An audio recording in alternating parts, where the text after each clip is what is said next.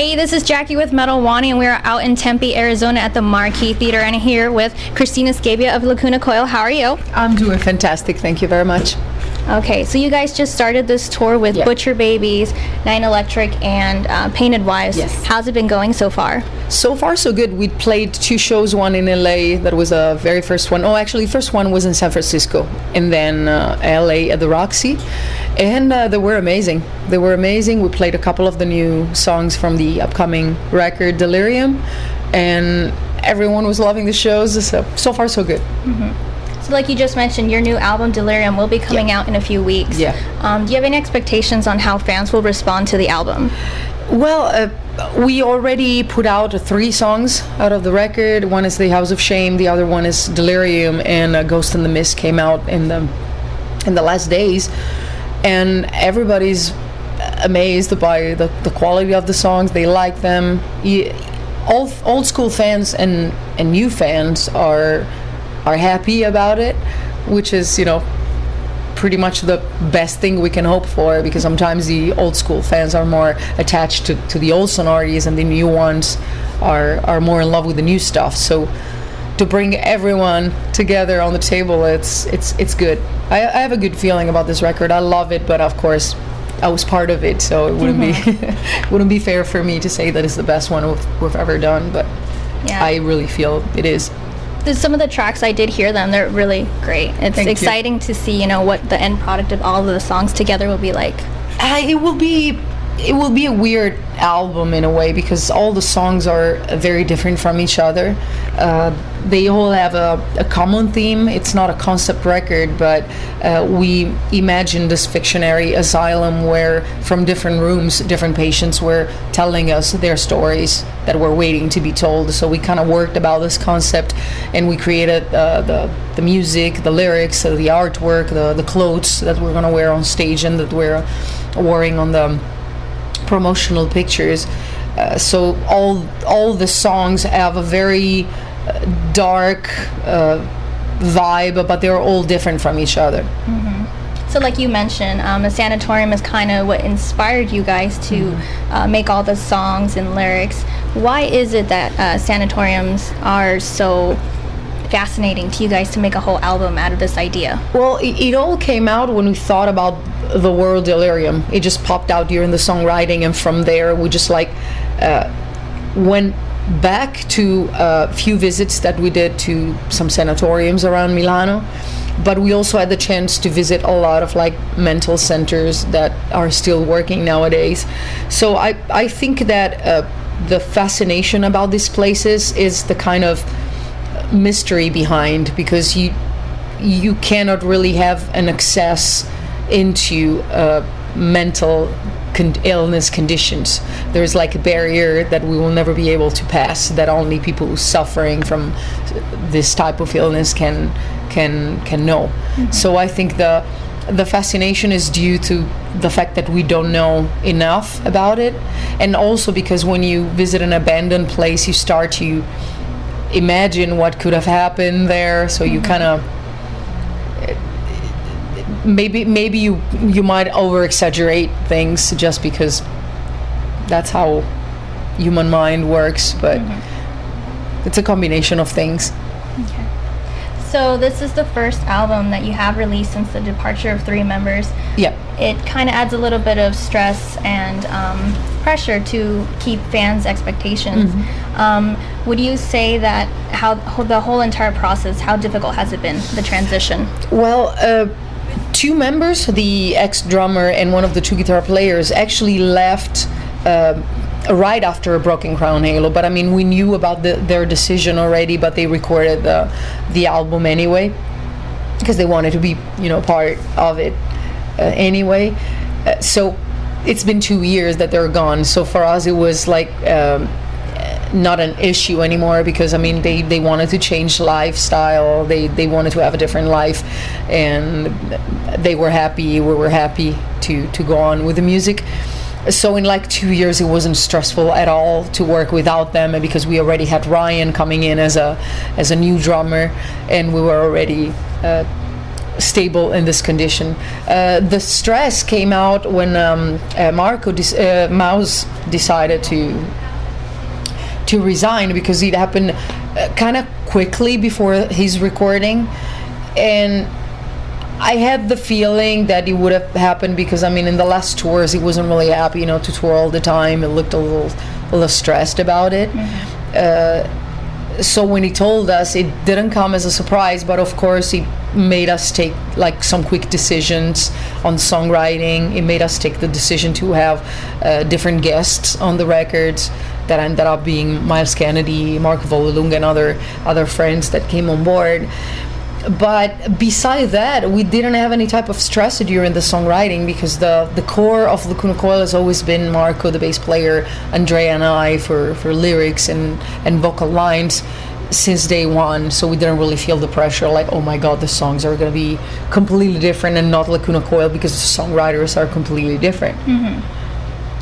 But I think that we just like evolved once again, even if the people who wrote the songs are still the same. I think it's definitely like the next level of Lacuna Coil, and the songs are different from what we did in the past. We experimented more, not only musically but also for the way we sing, for the lyrics we used, some atmospheres that we use in the songs.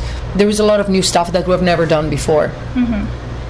So the lyrical video for The House of Shame has been released. Yeah. It's a very heavy song with great lyrics in it. It kind of sounds like it's a personal story about someone who's been in an asylum. What specifically inspired you to write this song? That is actually based on the story of a supposed haunted asylum that it's in Peoria. So we've heard about the story, and we connected it to the story of the old record, and we came up with the lyrics.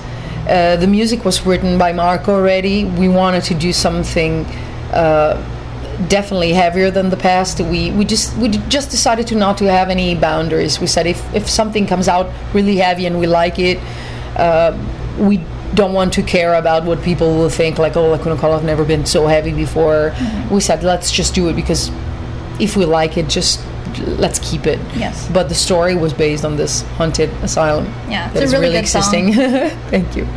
So with the release of this album, you guys are also putting out cassette tapes Yes. for fans to order. Is there a reason why you wanted to be so nostalgic? No, actually, it was an idea that came from the UK department. Now there are a lot of like collectors that are loving the retro stuff. Yeah. So vinyls have come back prominently, and the cassette thing, I think it was a great idea, because I mean, not a lot of people have cassette players anymore. Yeah. But it's still something cool to have. I mean, I still have a lot of cassettes at home, and I cannot even play them because I don't have a cassette player myself. But I still have a lot of them, and even when I'm on tour, if I find some cassettes of albums that I like, I just get them just to possess them. It's a cool collector item. Obviously, to have a CD, to get a CD or a vinyl is going to be, it's going to be different, because usually you have a way to play this stuff. But I think it was a good idea, and it actually went very well.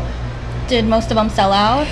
Yeah, I think they're sold out. I'm not sure about that, because I'm not paying attention to the numbers, but I know that they sold quite a lot, and everybody was surprised. They were nice bundles, so you could have, I believe you could have the digital music as well, together with the cassette. But I think it was a good idea. Yeah, it's fun. It's different. It's definitely different. So a couple months ago, you did have a hack with your Facebook page, the Lacuna Coil page, and your personal page. Yeah. It was a security threat, and fans and everybody were kind of nervous to click links. How did you manage to get rid of the guy who did that? It was hell. It was a pain in the ass, but it ended up that it wasn't a hacking. It's not that they entered the page just like that through codes or something like that. They eventually got a hold of the password, like through like a fake mail sent by, it was a mess. It was a mess, because other people has the password as well.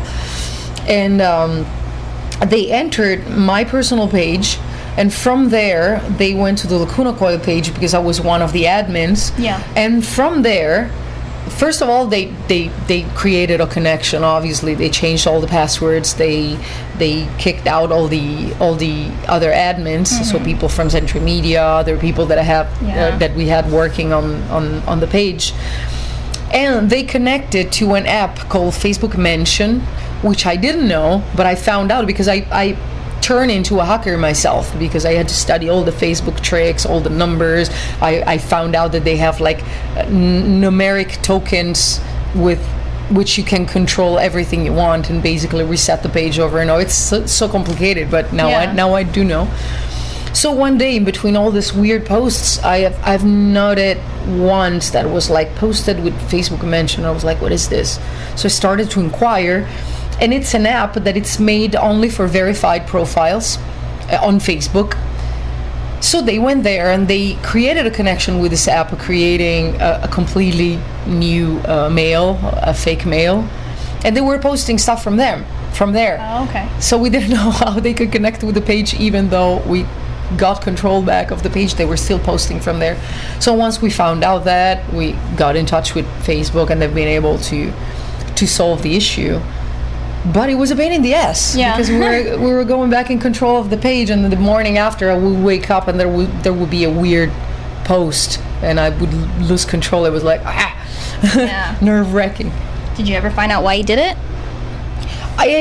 We assume, I think it is, basically they get money for every click, because they didn't do it to harm the band or anything like that. They basically search the profiles with a lot of followers so they can reach more people as possible. So they put these links that are always like gossip based or like weird news related, so people click on them and they get money, like a small amount of money, but with a lot of people clicking on them, of course they make it adds up a good amount. Exactly. Wow. So that's the reason it wasn't an attack to the band. Actually, I got in conversation with them as well through some of the posts. I was like, I can't believe that. That's weird. Yeah. Okay. So you guys have been around since the 90s. Yeah. Looking back at your career, how much would you say you've grown as an artist? I've grown in different ways. Well, not only because of the experience, like in a recording studio, on a stage. I know more about, how to use my voice, how to interact with the crowd. I am definitely different as a person. I was really, really shy in the beginning because I always loved to sing, but I never had the dream of becoming the singer of a band or becoming a rock star or anything like that. I never had this type of dream. I just wanted to sing. So for me, it was always a shock to perform in front of people because I was really, really shy. I remember the first concerts, I was hiding behind the stand of the microphone. So I would close my eyes and focus on my singing and enjoying what I was doing. And I changed a lot because now I'm not afraid anymore. I'm just like, I know that this is what I want to do. I just hope that I can connect my feelings to whoever is coming to the show to hear what I do. But I'm not worried anymore because, it's nothing to be ashamed of. It's just like, this is what I want to do. You came to see the show. I hope you're going to enjoy it. But I'm trying to talk to you through my singing. So yeah, that's awesome though. It's cool. It's cool, and I like it because there are a lot of like young girls that are asking me like, oh, how can you do that? You are such a strong woman, and it's just like, I wasn't born like that. It's something that you learn during the years. You learn how to be strong, and you learn that there are some things you don't really have to worry about. About other people judging you or be the best of everyone or feel the challenge with everyone. Once you let all those things go, it's just like all good. Yeah. So it must be different looking at videos from yourself in the past to now. Yeah, luckily there weren't a lot of like cameras, so there's not a lot of footage back then. But I could definitely tell the difference. I was like, but it's normal. I was younger. Yeah. I was new to the music business, so everything was weird and strange, especially for an Italian band. Mm-hmm. Yeah. There are not a lot of Italian bands around, so. No. So since the beginning, the band has had a really big following. Would you say you have more fans in America, Europe, or any other countries? Maybe in the States, just because it's a bigger territory and it's probably the place where we go better, just because of the acceptance of rock metal in general, just the traditional, just the culture. It's more open towards the genre. There are some places in Europe where we go very well, like places like Germany. We go very well in the UK as well, because it's more of a modern place, because we have a lot of modern influences. I would say now the fans in the States are the biggest amount compared to the rest of the world. So you guys have also played countless of shows all over the world. Yeah. Is there still any countries you have yet to play? Yes, so there are. We've never played in Africa.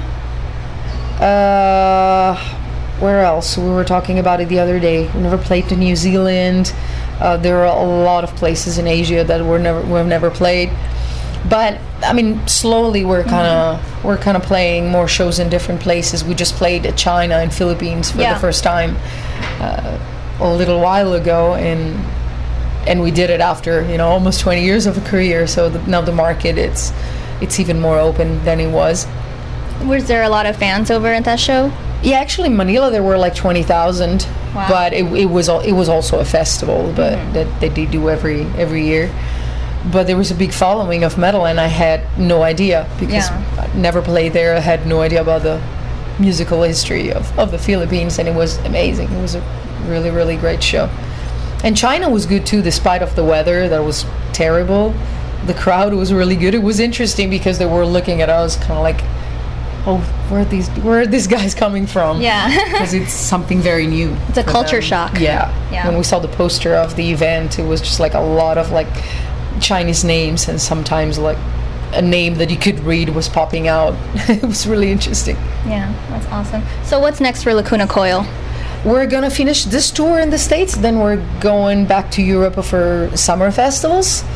So we're gonna play like Italy, Austria, France. We have a lot of other gigs to announce still. Then it's gonna be Japan, Australia in the fall. Okay. And we are thinking about a Euro tour. So now we're putting together the dates. And there is a lot of stuff coming on. I believe that is going to be like 2 years of touring for this cycle. You're going to be really busy. That's usually the plan. Okay, awesome. Well, I just want to say thank you so much for taking You're the welcome. time and joining Thank us you. today. Good luck with the rest of the tour. And again, Thanks. thank you so much. Thank you for the opportunity. Good.